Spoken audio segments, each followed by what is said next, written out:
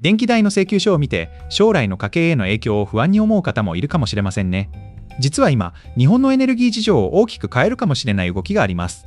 脱炭素社会への移行を見据え、日本政府は核融合エネルギーを重点的に取り組むべき重要分野の一つに位置づけました。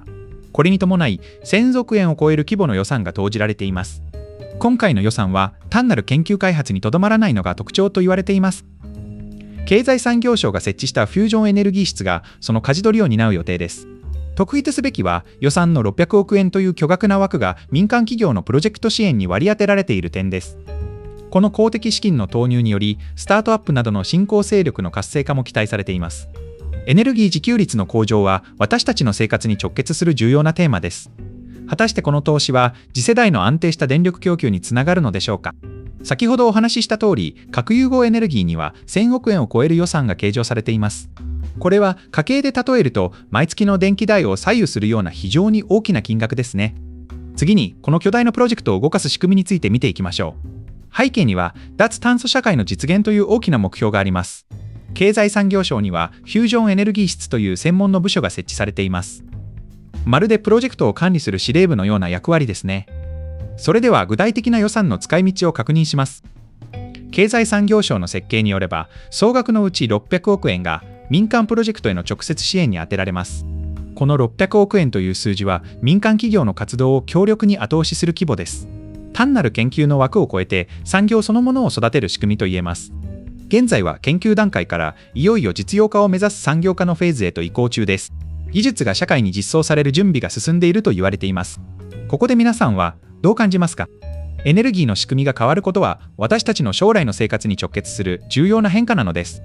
こうした動きは将来的な電気代の安定化への期待にもつながっています。次世代技術がどのような展開を見せるか注視していく必要がありそうです。電気代の請求書を見て将来のコストに不安を感じたことはありませんか？脱炭素社会の実現に向け、日本政府は核融合エネルギーを重点投資分野の一つとして選定しました。それでは、なぜ今これほどまでの投資が行われるのでしょうか。背景には、エネルギー自給率の向上を目指すという戦略的な目的があると言われています。核融合はいわば地上の太陽を作る技術です。資源の少ない日本にとって自給率を高めるための強力な切り札になると期待されています。次に、脱炭素社会における技術の立ち位置について見ていきましょう。二酸化炭素を出さない次世代エネルギーとして非常に重要な役割を担うとされています。政府が計上している予算は1000億円を超える規模に上ります。これは単なる研究だけでなく、実用化を見据えた大きな投資と言えるでしょう。それでは民間への支援はどうなっているのでしょうか。経済産業省のフュージョンエネルギー室を通じて600億円もの予算が設計されています。この動きによりスタートアップ企業が資金を確保しやすい環境が整いつつあります。技術革新のスピードは私たちの想像以上に速いのかもしれません。皆さんにとってこれはどう関係するのでしょうか。将来的な電気代の安定化など、私たちの生活に直結する大きな変化が始まっています。この投資は私たちの生活をどう変えるのでしょうか。技術が進歩すれば電気代の安定が期待できます。果たして家計の負担は本当に減るのか気になるところです。エネルギー価格の変動は食卓の予算を直撃する要因です。脱炭素への動きが光熱費を抑える盾となるか注目の局面を迎えています。皆さんは値上げに備えていますか？産業構造の変化は私たちの貯蓄の守り方にも影響します。技術革新が新たな経済の柱になる一方で、これまでの常識が変わるかもしれません。資産を守る準備はできていますか？産業の勢力図が塗り替えられる中、今何が必要なのでしょうか？技術革新は経済に巨大な波をもたらします。その変化をどう捉えるべきでしょうか？変化の激しい時代、どのような視点を持つべきでしょうか？政策の動向を知ることは将来への有力な対策になります。最新情報を追う準備はできていますか？政府の予算は単なる研究費ではありません。産業そのものを育てるための強力なエンジンとなります。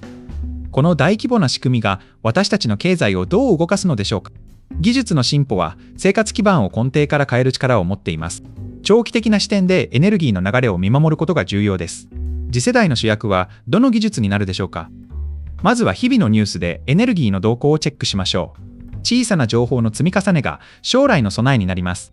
今日から何に注目しますか？核融合への大規模投資について見てきました。家計の視点で見れば将来の電気代を左右する大きな鍵となります。安定した生活は手に入るのでしょうか？産業の変化は資産形成のあり方も変えていきます。新しい技術が経済を動かす準備が進んでいます。皆さんは変化に対応できるでしょうか？今、私たちがすべきことは政策の動向を注視することです。変化の兆しを見逃さないことが重要となります。最新のニュース、チェックしていますか？ポイントは3つ。政府が核融合を重点分野に選定したこと、経産省を通じた民間への大規模支援、そして産業育成の動きです。これらがどう結びつくでしょうか？最後は脱炭素実現への戦略的な投資です。研究の枠を超え、産業を育てる動きが強まっています。この流れは私たちの生活にどう届くのでしょうか？次回は戦略分野の一つである次世代地熱発電に迫ります。自然の力をどう経済に変えるのか、楽しみにしていてください。最新の経済情報を逃さないためにチャンネル登録をお願いします。皆さんの生活に役立つ情報をお届けします。次はどのトピックが気になりますか？それではまた次の動画でお会いしましょう。明日から使える知識を増やしていきましょうね。